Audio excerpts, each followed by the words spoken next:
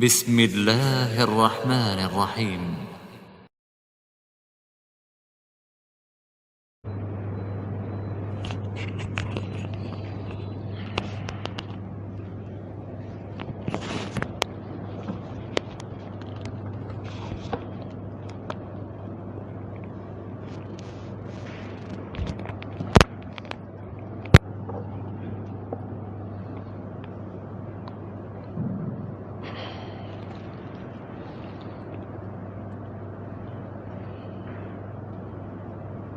Bismillahirrahmanirrahim.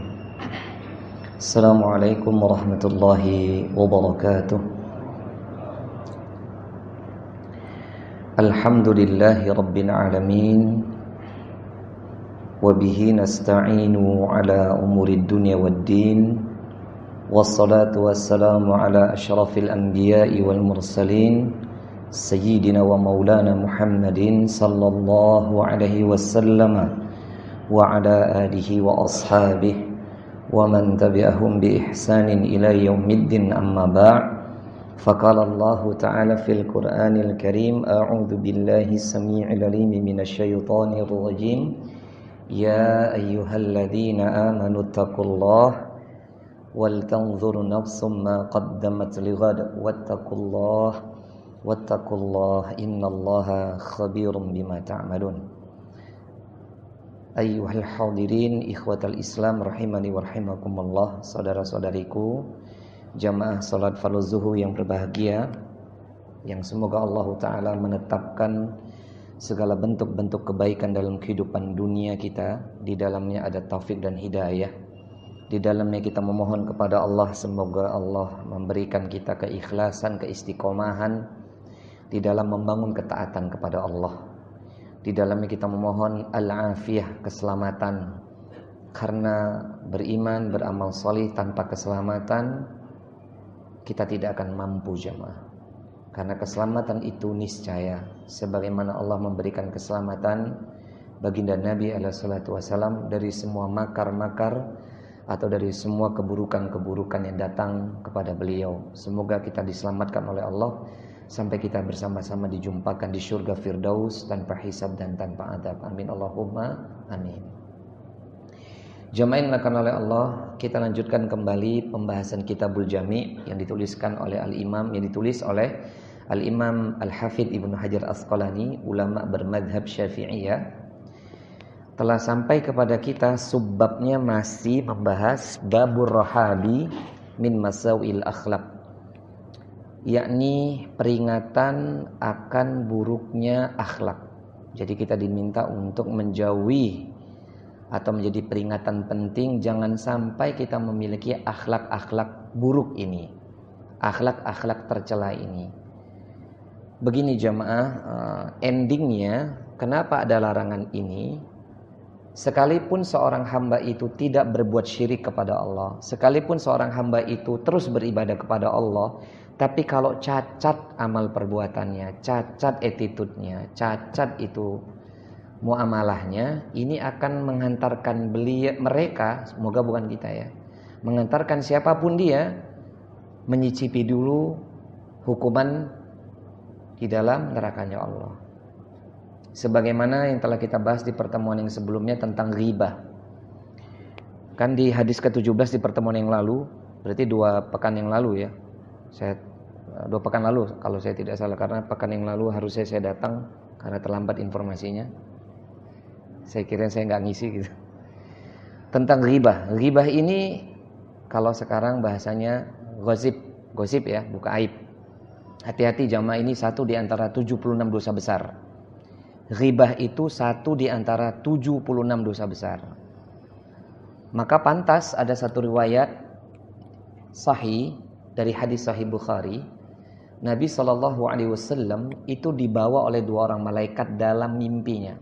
Bukan dalam mimpi saya ralat. Nabi lagi tidur tengah malam dibawa oleh 2 orang. 2 orang ini malaikat ternyata. Dibawa ke berbagai macam tempat. Dalam hadis yang sangat panjang itu, Nabi SAW akhirnya diperlihatkan satu kondisi. Saya sudah sampaikan kalau nggak salah dulu di kajian kita, dan saya ulangi. Satu kondisi, ada seorang yang dia separuh badannya baik, separuh badannya buruk. Ini hadis sahih loh ini. Mungkin udah pernah saya singgung. Terus lalu kemudian separuh badannya baik dan separuh badannya buruk ini dibawa, disuruh keluar dari satu tempat ke tempat yang jauh lebih baik. Di depan tempat itu ada laki-laki yang sangat tinggi besar, berwajah tersenyum. Lalu kemudian dia dipersilakan masuk dalam gerbang itu dan diperintahkan untuk masuk ke dalam satu sungai yang airnya berwarna bening. Lalu laki-laki itu, seseorang itu nyemplung itu, nyelup itu di dalam sungai itu. Lalu sekali celupan keluar dia, separuh badannya buruk itu hilang menjadi lebih bagus separuh badan yang lain. Lalu kemudian dia diberikan atau dikenakan pakaian dari kain sutra berwarna hijau. Di ujung hadis itu Nabi SAW diberitahu siapa laki-laki ini, siapa orang ini, kenapa kok separuh badannya baik, separuh badannya buruk. Di sini ulama menafsirkan separuh ini bisa jadi yang atas baik, yang bawah buruk, yang atas buruk, yang bawah baik. Atau separuh kanan baik, separuh kanan buruk. Wallahu a'lam. Pokoknya separuh badannya buruk, separuh badannya baik. Dia adalah hamba Allah yang dia disiksa di neraka. Lalu selesai masa azabnya, masa hukumannya, masa tahanannya, baru dia dimasukkan ke dalam surga. Selama dia tidak berbuat syirik. Berarti orang ini ternyata dia tidak pernah berbuat syirik, tetapi dia punya hutang dosa kepada hak Adam yang lain. Ini hadis ini menjadi bantahan bagi siapa saja yang mengakui orang Muslim itu pasti masuk surga semuanya dan nggak mungkin ada merasakan neraka. Lah ini dalilnya jelas Sahih Bukhari ini. Jadi betul jamaah kalau ada dalil berbunyi innal ladzina amanu wa 'amilus solihati ulaika hum khairul bariyah, kan gitu ya. Dalam surah Al-Bayyinah ayat ke-7. Jazaohum 'inda rabbihim jannatu 'adnin tajri min tahtihal anhar khalidina fiha abada radhiyallahu anhum wa radu an dzalika liman khasyiya rabbah. Itu betul. Sesungguhnya orang-orang yang beriman dan beramal salih, mereka adalah sebaik-baik makhluk yang ada di hidup di muka bumi ini. Lah keimanan yang dimaksud di sini betul dia tidak berbuat syirik. Yang kedua beramal salih. Beramal salih ini juga tidak jatuh dalam dosa-dosa besar. Terutama dosa besar berkaitan dengan akhlak, attitude. Dia akan kekal selama-lama di Jannatu Aden. Nah, itu kan jelas dalilnya itu. Mereka akan diberi balasan, yakni dimasukkan ke dalam satu tempat yang mengalir di bawah sungai-sungai begitu indah. Khalidina fiha abada. Mereka kekal selama-lamanya di sana. Lah ini harus ada tafsir, nggak boleh pakai akal. Ternyata tafsir ayat ini atau semacam ayat ini bukan berlaku bagi orang-orang yang punya hutang dosa kepada manusia. Faham ya? Jadi orang-orang yang dia kekal selama-lamanya di surga, maksud akhir ayat ini adalah kalau kita sudah masuk surga nggak mungkin keluar lagi. Nggak mungkin kita ini tilik-tilik saudara kita atau tetangga kita yang neraka, itu nggak mungkin. Bukan berarti juga seorang muslim itu tidak ada yang nyicipin neraka. Nah, pertanyaannya jemaah, apakah kita mau mampir neraka sedikit? Sebentar aja mau nggak? Wallahi kita nggak mau. Jangankan mampir, ketika kita lewat itu di siratnya Allah yang menghubungkan padang mahsyar dan padang surga, ini kan penghubungnya sirat bawahnya neraka tuh. Kita aja nggak mau melihat kok, apalagi mampir. Lah yang sering terjatuh ketika berjalan di sirat ini mereka yang gagal dalam urusan muamalah. Kami berharap kepada Allah, saya khususnya, keluarga kami, para guru kami, para masyayikh kami dan Anda sekalian, keluarga besar Anda dan anak-anak keturunan Anda, tidak ada yang dimampirkan dalam neraka sedikit pun. Amin Allahumma amin. Kita masuk surga Allah tanpa hisab dan tanpa adab. Amin Allahumma amin. Itu doa terbaik kita cuma. Nah kita udah bahas itu kemarin di hadis ke-17 ya. Kalau nggak salah, mudah-mudahan Pak Darto masih catat ya. Hari ini kita akan lanjutkan di hadis ke-18. 18 ini Masya Allah ya, banyak banget ternyata amal-amal anak Adam yang dikategorikan su'ul adab. Atau dia min masawil akhlak. Akhlaknya itu buruk. Dan ancamannya itu bukan hanya sekedar dosa kecil, dosanya besar. Semoga tidak ada di kita. Dan harus Anda bedakan, kalau ini terjadi di kantor, saya sudah berulang kali sampaikan. Kalau terjadi ini di kantor, urusan pekerjaan, ini beda kasus. Paham ya? Kalau di kerjaan itu harus ada evaluasi, harus ada monitoring, harus ada supervisi, harus ada yang memantau, bahkan mungkin perlu CCTV. Tapi kalau ini kehidupan di luar pekerjaan, pribadi seseorang nggak boleh. Ya, maka di sini kata Syekh Abdullah bin Shalih Fauzan, hadis ke-18 ini disebut maja'a fi jumlati min masail akhlak. Berikut ini adalah sekumpulan akhlak-akhlak yang tercela. Semoga Allah Ta'ala mudahkan kita untuk memahaminya ya. Kita baca hadis yang dinukil oleh Al-Imam Ibnu Hajar Asqalani rahimahullahu ta'ala. Allahumma ighfir lana wa liwalidina wa limasyaikhina wa lijamil muslimina amin. Semoga Allah Ta'ala mengampuni dosa-dosa kita semuanya. Amin.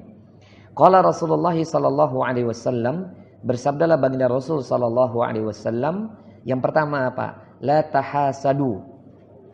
Jangan kalian itu saling hasad. Aduh, lagi repot ini hasad ini. Ya, jamaah ini kalau hasadnya orang awam, ya maksudnya di urusan bisnis, urusan pekerjaan, ini lazim lah urusan dunia.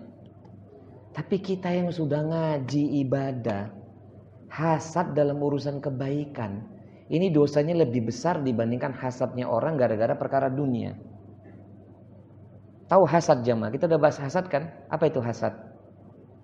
Hasad apa Pak? Hasad apa jamaah? Pak Darto, hasad apa Pak Darto? Hasad apa Pak? Iri dengki. Definisi yang lebih oke apa itu hasad?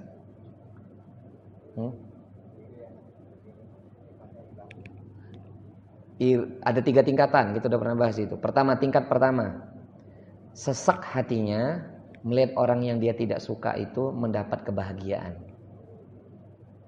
Hatinya itu gak terima, gak lost doll gitu bahasa Jawa nih. Hatinya ki merana nih orang yang dia serein itu ya, orang yang dia nggak suka itu mendapatkan kebahagiaan, sesak dadanya, itu hasad itu. Itu kalau dibiarkan nanti naik di level yang kedua. Bahagia banget hatinya, senang luar biasa hatinya kalau orang yang dia benci itu mendapatkan kesusahan. Karena apa? Dia kepengen nikmat yang ada pada orang yang dia benci itu hilang pada dirinya. Maka kalau hilang itu, nikmat yang ada pada diri orang yang dia benci itu hilang, bahagia banget. Nah, ini kalau masih ada di dalam hati kita berarti hati kita masih kotor jemaah. Waliyadzubillah. Padahal kita harus tahu ya, Allah tuh nggak mau ketemu dengan seorang hamba yang ketika dimatikan oleh Allah di yaumul qiyamah hatinya tuh nggak selamat. Coba Anda buka nanti surah Asy-Syu'ara ayat 88 dan 89. Itu Allah sendiri yang katakan. Yauma la yanfa'u malu wala banun. Hari di mana tidak akan bermanfaat itu harta-harta dan anak-anak. Illa man atallah biqalbin salim, melainkan siapa aja yang tatkala besok ketemu Allah hatinya selamat, gak ada hasad. Ini kita hanya bisa banyak berdoa aja mas, semoga saya dan Anda dijaga sama Allah. Karena ini perkara yang lazim kita temui, sering kita temui dalam kehidupan kita sehari-hari. Betul nggak? Kalau nggak kita yang jatuh dalam perkara hasad, maka kita yang dihasatin orang. Ya, contoh konkret. Ini sebenarnya nggak boleh juga nih. Ada karyawan baru. Contoh nih, semoga nggak ada di sini. Baru masuk di kantor ini. Ini contoh aja contoh. Dia karyawan baru, kok sudah dekat dengan Pak Arif contoh misalnya. Contoh ini, karyawan baru berprestasi dekat dengan orang nomor 2 misalnya Pak Arif. Ya. Terus kemudian job banyak ke beliau. Sementara mungkin kita sebagai senior dan atasan, kok kita tidak sedekat beliau misalnya, contoh. Bahkan mungkin banyak dipercaya dalam banyak hal. Wallah jamaah, kalau kita orang beriman, salah nih kalau kita iri sama dia. Justru harusnya kita senang. Kenapa? Alhamdulillah, beban saya ringan. Harusnya kan begitu. Kenapa bukan saya yang diperhatikan, kenapa harus dia? Ya harusnya tanya dong sama diri kita, kenapa orang atasan milih dia? Kenapa nggak milih saya? Kalau kita sama-sama objektif, harusnya senang. Alhamdulillah, saya ringan tugas saya sebagai atasan, sudah anak buah yang mengerjakan. Coba kalau hati kita ini ada hasad, itu serik banget itu. Paham ya Pak? Atau yang kedua, objektif dong, yakni apa? Lihat kenapa orang lebih memilih dia daripada saya. Jangan salahkannya dia, jangan salahkan orang lain, jangan salahkan newcomers. Kitanya mungkin ada yang kurang dalam pekerjaan saya, mungkin ada yang kurang dalam cara saya berkomunikasi. Mungkin saya yang tidak menanggapi, ini gak ada pesanan dari Pak Arif ya, wallah gak ada ini. Saya datangnya terlambat tadi kok. Bisa dicek di story WA saya, udah lama gak WA-an sama beliau. Mungkin setengah tahun gak ada, mungkin 3 bulan. Gak ada, saya gak ada pesanan dari siapapun. Pak Haji juga gak ada, wallah. Ini terjadi di kantor manapun, nanti akan saya ceritakan. Bahkan di pondok pesantren pun terjadi, jemaah. Jadi Anda kira di pondok pesantren itu gak ada kayak gitu-gituan. Sama aja kalau orang punya hati kotor itu, mau dimanapun ditempatkan tetap aja kotor. Tapi kalau orang itu bagaikan mutiara atau permata, ditempatkan dimanapun dia tetap berharga. Betul apa enggak? Ngapain kita kemudian harus iri dengki dengan orang yang baru atasan suka? Harusnya tanya sama diri kita dong. Kenapa saya nggak dipercaya? Kenapa saya disalib ya? Kenapa? Yang ketiga, harusnya ini yang ada pada diri kita. Nggak perlu hasad sama dia atau sama siapapun. Kenapa jemaah? Karena menghendaki semua peristiwa ini adalah Allah, bukan fulan-fulan itu. Paham ya? Jadi kalau misalnya ada orang nggak percaya dengan kita udah memberikan pekerjaan kita, totalitas kita maksimal dalam bekerja, dalam memberikan kepercayaan. Kok kemudian kita tidak lebih dipercaya dengan orang lain misalnya? Ketahuilah, disinilah ujian tauhid seorang yang beriman. Harus kita kembalikan semua ini Allah yang ngatur jemaah.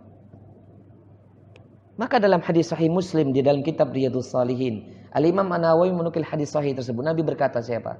Nabi bersabda dalam hadis yang mulia tersebut, yakni Nabi mengatakan barang siapa yang ridho ketika diuji, maka Allah Ta'ala akan ridho sama dirinya.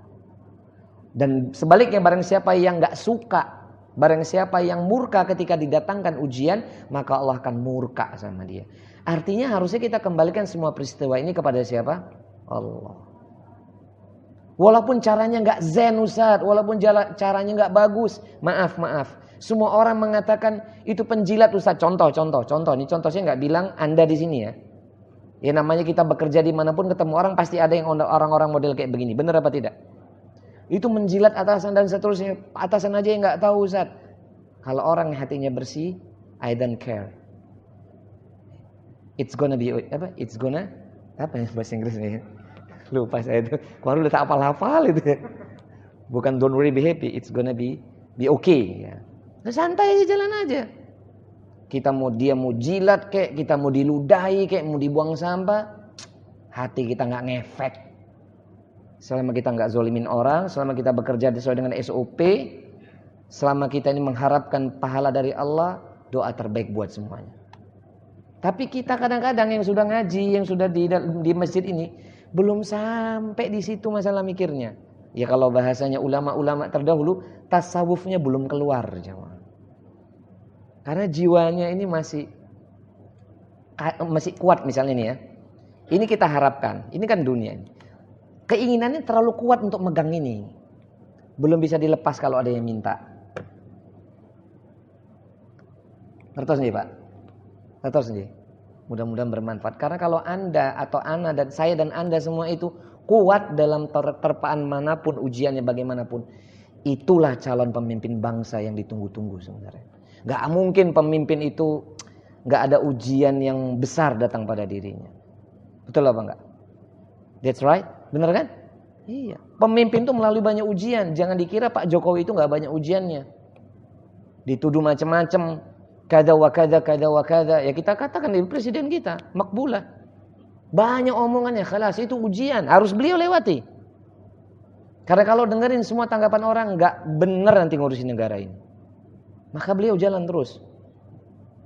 Kalau kita ini mau jadi pemimpin, diomongin dikit aja langsung loro hati. Disalib Siti aja langsung loro hati, nggak bisa jadi pemimpin kita jamaah. Ana yakin Pak Arif di usia semuda ini beliau jadi kayak begini ini, masya Allah. Karena banyak ujian udah beliau lewati. Ya gitu ya. Saya lebih lama di Telkom nggak jadi. Ya alhamdulillah. Amanahnya berarti nggak seberat beliau yang mampu. Kenapa? Karena Allah Taala katakan di ujung surah Al-Baqarah, la yukallifullahu nafsan illa wus'aha. Allah enggak mungkin meletakkan satu beban di luar batas kemampuan orang lain. Enggak mungkin. Di luar batas kemampuan hambanya enggak mungkin. Allah pasti meletakkan beban hamba itu mampu. Pak Haji belum tentu mampu dibandingkan Pak Arif. Pak Arif juga kalau dikasih beban seperti Pak Haji juga enggak mampu. Sama. Pak Haji suruh gantiin saya yang di situ. Gimana? Oke, saya mau banget itu. Karena Yakin jamaah saya ngomong ini Allah tuh mendengar dan menyaksikan di atas arsy ini. Emang ringan ngomong begini nih? Harus sadar yang ngomong gitu. Harus sadar nggak? Harus. Karena kan akan diuji juga. Ya. Betul nggak Pak? Kalau mau jadi orang besar dalam urusan dunia harus tahan banting nggak? Harus. It's gonna be okay ya kan? Betul ya, gitu ya bahasa Inggrisnya. Jalan aja. Gitu. Kemudian kedua jamaah, nggak boleh ada hasad ya. Dan hasad yang ketiga, belum yang kedua. Hasad yang ketiga nih hasadnya iblis. Saya udah pernah sampaikan tuh. Jadi hasadnya iblis apa? Senang banget melihat orang yang dia benci itu merana, padahal dia lebih merana. Itu hasadnya iblis. Dia akan bahagia melihat orang yang dia benci itu merana, susah, padahal dia lebih susah. Itu iblis itu hasadnya. Bisa coba aja Anda cek, itu udah pernah bahas kok dalam surat Al-Baqarah, dalam surat Shad. Iblis itu diberi Allah dua gelar, Ar-Rajim dan laknat Allah. Kan Allah Ta'ala mengatakan dia terkutuk dan laknat Allah ila yaumil qiyamah. Berarti dia akan disiksa di hari kiamat. Tapi kalau Nabi Adam apa? Cuman satu, zalim. Dalam surah Al-Baqarah ayat 30-an itu, posisi ayat kalau Quran pojok sebelah kiri dia agak ke tengah sedikit. Apa kata Allah? Wa qulna ya Adam uskun anta wa zawjukal jannata wa kula minha ragadan haitsu syi'tuma wa la taqrabu hadhihi syajara fatakuna minadh dhalimin. Cuma zalim. Adam, tinggal kau di surga bersama pasanganmu, nikmati hidup di surga. Makan apa yang kau makan, nikmat apa yang kau nikmati. Cuma satu larangan dariku kata Allah, jangan kau dekati pohon terlarang itu. Kalau kau dekati, fatakuna minadh dhalimin, kau akan jadi orang zalim. Tapi Allah enggak melaknat Nabi Adam. Allah enggak mengutuk Nabi Adam. Allah pun tidak mengatakan Nabi Adam akan dimasukkan ke dalam neraka. Enggak. Tapi iblis akan disiksa selama-lamanya di neraka Jahannam, mendapat ar-rajim, mendapat laknat. Itu hasadnya iblis. Maka jemaah jangan ada hasad dalam hati ini. Jangan sampai kita senang orang lain susah, kitanya lebih susah, itu jangan sampai. Ya. Dan yang terakhir wala tanajashu. Apa wala tanajashu? Dan jangan kau menjadi CCTV. Jangan memata-matai orang lain. Kalau dalam urusan kantor harus ada dong supervisi dong, betul nggak? Harus ada dong pengawasan, betul nggak Pak? Pekerjaan wajib itu. Buat apa diangkat supervisor? Buat apa diangkat itu kasih dan seterusnya? Untuk mensupervisi kerjaan bawahan dan seterusnya. Itu pekerjaan it's okay, bener. Tapi kalau di luar dari pekerjaan, saya nggak boleh mata-matain urusannya Pak Haji. Pak Haji nggak boleh mata-matain urusan saya. Apalagi murid nanya tentang guru itu nggak boleh jamaah. Itu enggak. Ada adab loh nanti dalam kitab Ta'lim Muta'allim itu dia pelajari di pondok-pondok salafiyah atau lebih kitab yang lebih salaf lagi. Itu ada adab, itu saru murid tanya aktivitas yainya, ustadznya neng omah itu enggak boleh sebenarnya. Apalagi ngintik Pak Yai ngapain neng omah ya. Wih itu saru banget itu. Enggak boleh itu. Ada lagi kitab yang lebih salaf lagi, namanya Al-Imam Badruddin Ibnu Jamaah. Nama kitabnya Tazkiratus Sami' wal Mutakallim. Wih itu kitab zen lagi itu. Biar murid punya adab kepada guru, guru juga punya adab sama murid. Hari ini murid-murid itu kadang-kadang kurang adab sama gurunya. Paham ya jemaah? Dan maaf ya, Anda nggak usah melakukan ini sama saya. Itu semua kitab-kitab ulama sepakat. Murid cium tangannya guru itu ada dalilnya jemaah. Jadi kalau ada yang bilang cium tangan guru itu bid'ah, nanti tak ajari dulu kitabnya sini. Ada dalilnya. Murid cium tangan guru itu boleh.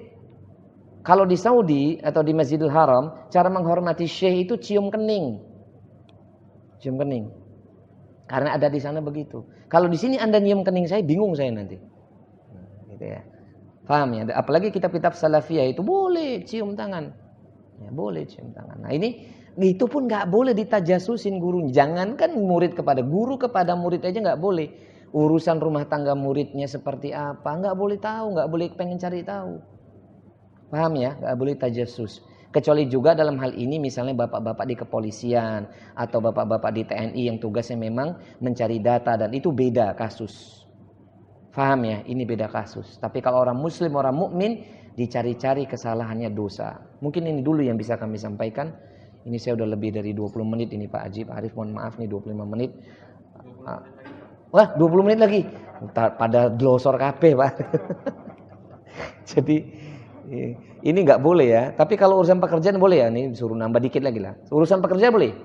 Sangat diperbolehkan tajasus. Tajasus itu boleh dalam urusan pekerjaan. Tapi kalau di luar dari pekerjaan haram. Nggak boleh ya. Tetangga itu nggak boleh. Pokoknya sesama hak Adam nggak boleh. Apalagi itu anak ke orang tua. Lah ini yang nggak boleh lagi nih. Ada lagi dosa yang sangat besar. Tajasus itu bertingkat. Tajasus yang paling besar dosanya anak memata-matai orang tuanya. Nggak boleh. Ini bukan juga pembenaran ya. Tetap saya ini muwahhid. Istri saya satu. Misalnya contoh. Anak-anaknya Pak Haji mata-matai Pak Haji itu jangan-jangan punya ibu lagi gitu. Contoh. Contoh Pak Haji ternyata wis duwe bojo meneh. Pak Arif keselip misalnya. Ini anak-anaknya tuh nggak boleh tajasus, itu nggak boleh, haram itu. Karena itu privasi orang tua itu dosa besar itu. Nggak boleh. Mau bapaknya nikah lagi, mau itu nggak urusan. Anak tuh skut bahasanya, diem di tempat, itu urusan orang tua. Itu anak ya. Tapi kalau istri boleh nggak cari tahu? Boleh. Makanya Pak, nanti kalau nikah lagi jangan diem-diem. Nggak baik nikah diem-diem itu. Banyak buruknya nanti, banyak efek domino yang nggak baik. Kalau nikah lagi nanti kita belajar ya. Tapi tetap saya satu. Habis itu kalau ketemu saya Pak Haji insya Allah nggak akan nikah lagi. Karena syarat kalau mau ketemu saya pasti panjang jemaah. Ustaz kenapa nggak nikah lagi? Banyak urusannya Pak. Kecuali kalau anak Pak Haji sudah jadi alim ulama ya, sudah zen bisa dilepas, ahlan, faddal. Tapi kalau belum ada, sholat juga disuruh-suruh, istri juga taat yang enggak, aduh Pak tahan dulu lah. Ustaz udah nggak kuat Ustaz, puasa. Ustaz nggak kuat, sehari 2 kali sama bojone, kuat rak. Nah, kalau sama bojone rak kuat, nanti sama liyane rak kuat. Ini saya tutup ya Pak. Ini bukan memupuskan harapan Pak Arif mau nikah lagi, bukan ya. Pak, nikah itu bukan hanya punya ilmu, bukan hanya punya harta, bukan hanya persiapan itu mental kepada keluarga besar. Yang keempat ini yang paling penting, kekuatan di atas ranjang. Jangan sampai nanti kalau nikah lagi, Anda itu dengan yang pertama semakin sedikit waktunya. Itu zalim. Kita dikasih gadget baru aja yang dipegang gadget lama atau gadget baru Pak? Saya mau tanya, gadget lama atau gadget baru? Jujur, gadget baru. Lah kalau dikasih bojo baru, saya ngelamar di UT-UT, hati-hati. Ini nggak adil ini berarti. Nah habis ini Pak Haji mikir nih nggak lagi. Mungkin ini dulu jamaah ya. Maka bapak-bapak saya nggak ngelarang Anda ya Pak. Maaf sekali nggak ngelarang. Kalau Anda punya 2 silakan, doa terbaik bagi saya. Punya 3 silakan Pak. Nah saya doakan yang baik-baik ya Pak ya. Mudah-mudahan bermanfaat.